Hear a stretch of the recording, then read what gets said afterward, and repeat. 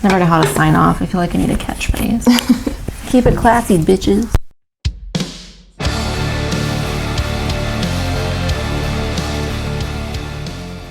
Hey, it's Sue. And Megan, the Spine Breakers. And we're back, bitches. We are back from the void. Yeah. We took a break, obviously, and it was longer than we intended. Yeah. So we're going to drink a beer and talk about the reason for our break and what we're going to do going forward. Yeah, we're just drinking a Mudhouse Stout, which is a coffee stout from Springfield Brewing Company, made in collaboration with Mudhouse. Mudhouse, which is a coffee place. A local coffee house. Yes. So, cheers. Cheers to you. Yum. Mm-hmm. It's a good coffee stout. Some good stuff. All right. Where the fuck have we been? Where have you may we be been? wondering. We basically both had a lot going on, and we really didn't feel like filming. Yeah, I mean, initially we took a break because Megan was moving, and then she had to go out of town for a while, and so we just weren't able to film. Mm-hmm. But then it turned into a long break because neither of us just felt up to filming afterwards. Didn't have the energy. Yeah, it's been not a great year. Not great, no. I think not great for most people. I feel like a lot of the like stuff from the pandemic is like hitting now, like the mental fatigue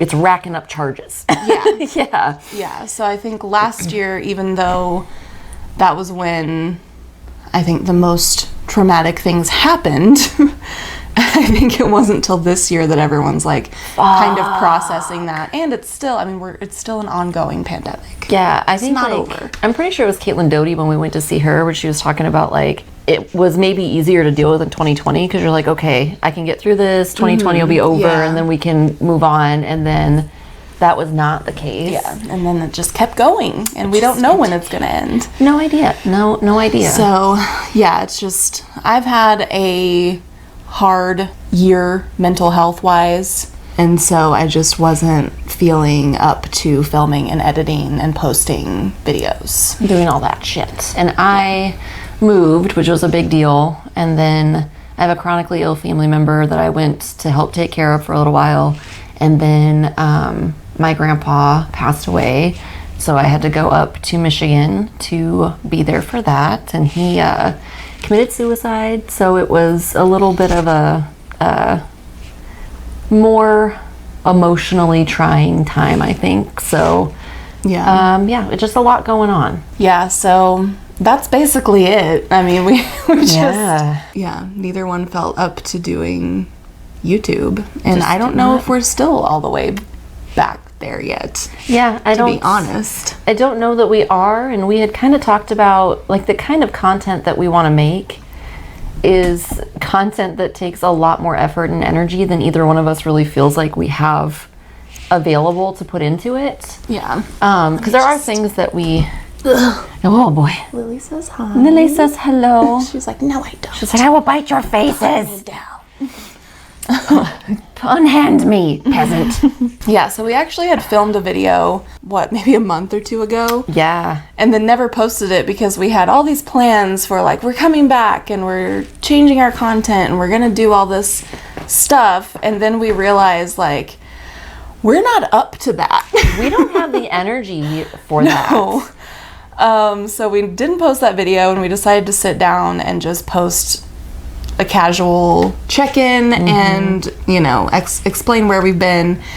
And we don't really have plans to like come back at full capacity yet. Mm-mm. We still just like are trying to get through the year.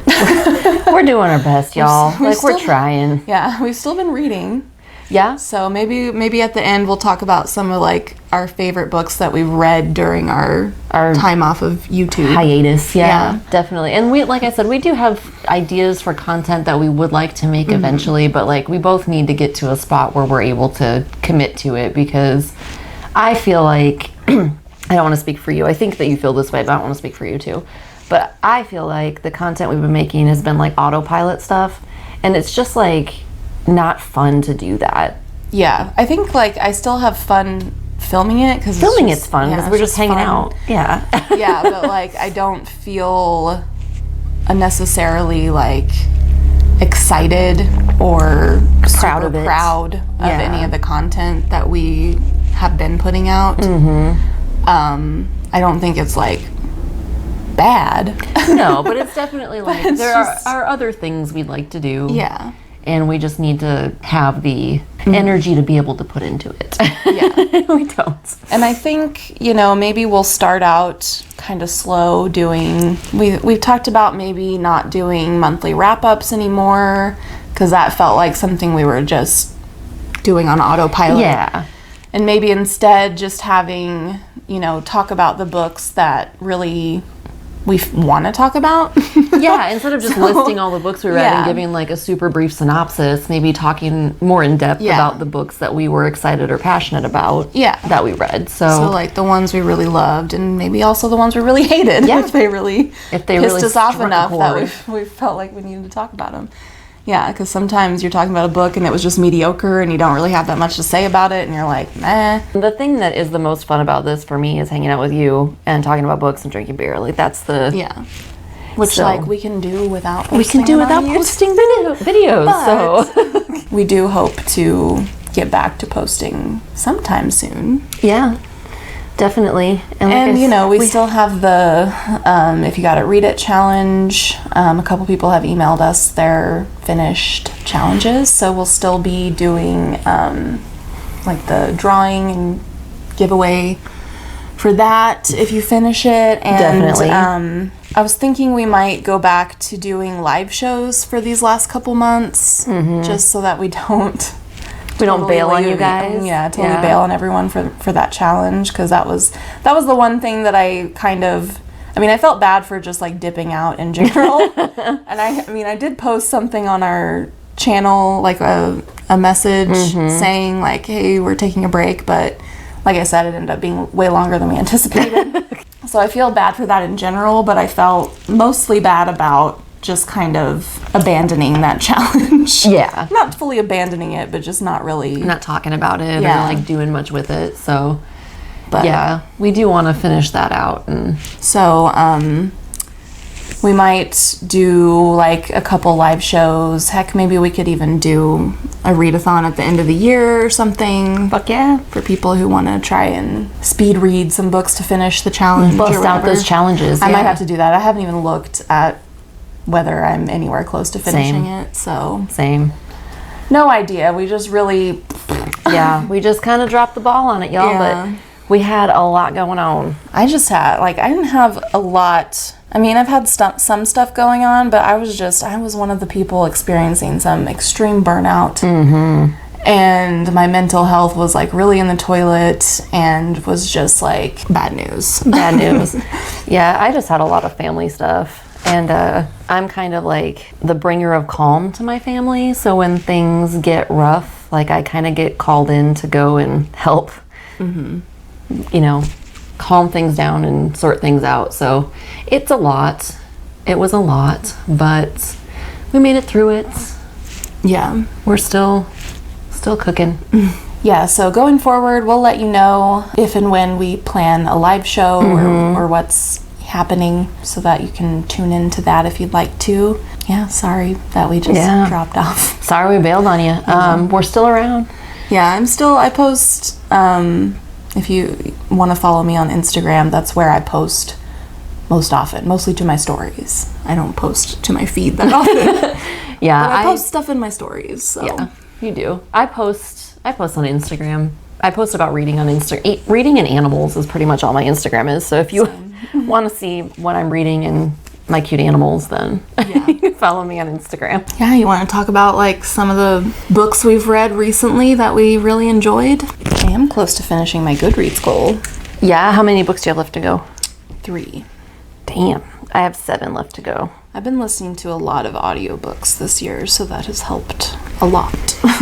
Yeah, I've listened to more audiobooks this year than I ever have. And especially right now because I only do handmade gifts for the holidays. I don't celebrate Christmas, but I celebrate Yule, and my family celebrates Christmas. And so I only do handmade stuff. And so I've been busy doing that. So I've been trying to listen to more audiobooks.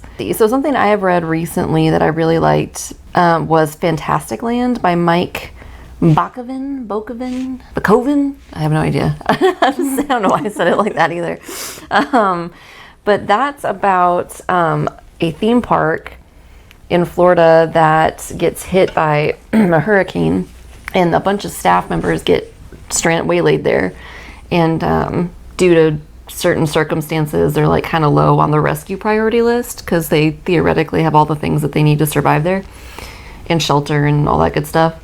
And shit devolves quickly, and it's basically like a grown-up modern day Lord of the Flies type situation. They're like young adults. Most of them are young adults. There's some older folks mixed in there, but they, you know, kind of divide into factions, and all kinds of crazy shit goes on. And then finally when they're rescued, like 3 weeks later, I think it is, 20 something days later, it is shocking what they find. But I like the premise of it.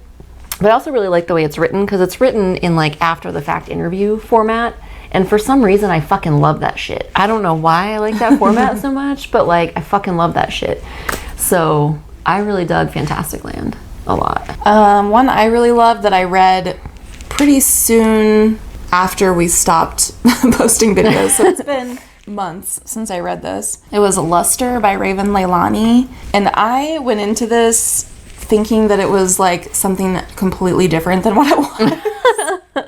I thought it was gonna be like kind of a trashy, smutty book. Nice. Not at all.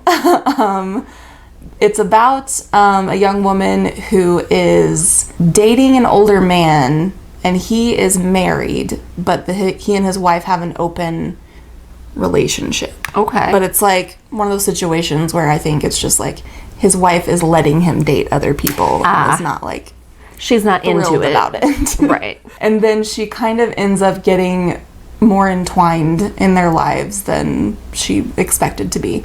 But I loved it. It's kind of a little bit of like a slice of life type of novel. Okay. Which I really love those. Yeah. I don't know what it is about those that I really enjoy, because it's like there's not a whole lot of stuff going on plot wise. I mean, things happen for sure. Yeah.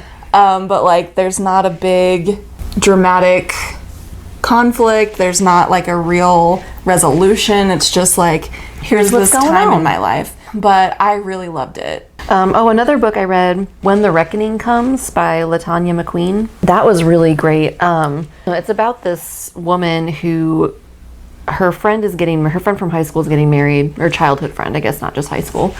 And she invites her to come to her wedding. And the friend who's getting married is white, and she's having her wedding at this plantation in their hometown. And the main character of the novel, the protagonist, is a black woman.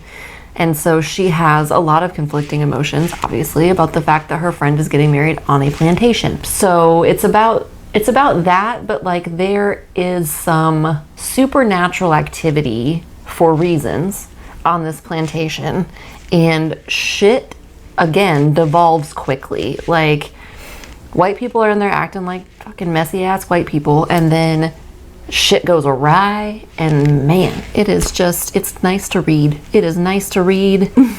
Some people getting their comeuppance, you know, like it's good. But anyway, I really loved it. It was creepy, like it was spooky, but it was, I think, really well done. Another one that I read and really loved was Things to Do When You're Goth in the Country and Other Stories by Chavisa Woods. And this is a short story collection about different things. They all take place in like rural, or at least most of them take place in rural Illinois, which is where the author's from originally. They get weird, like there's some definite, you know, fantasy and supernatural elements, but I think they also depict like a really accurate and realistic portrayal of life in like the rural Midwest, which is where both of us. Yeah. I grew up in rural Missouri. And I grew up in rural Michigan, which It's technically part of the Midwest, but like I feel like it's really more of a Northeast area. But but just kind of, you know, the poverty and drug use and just things like that it's done realistically, because I feel like a lot of stuff set in like rural Midwest, like is, you know, things set here in southern Missouri, for instance. The only two things I can think of off the top of my head are Winter's Bone and Ozark, which I haven't watched Ozark, but I'm pretty sure it's about like hillbillies and drugs. I think it is. I feel like there's two ways you go. Like when people write about the Midwest, they either like really idealize it and make it seem like this wholesome, beautiful, wonderful thing, or it's like everyone here does meth. Yeah. So and it's like, and I think that this collection was honest, because like meth is a problem here. Big, you know, big like fucking problem. Yeah, it is. Yup. But while also like portraying those people and the people who live here and even the people who do meth and things like that as like human beings. Yeah, and I think I related to it a lot because, you know, Chavisa Woods was a goth in the country.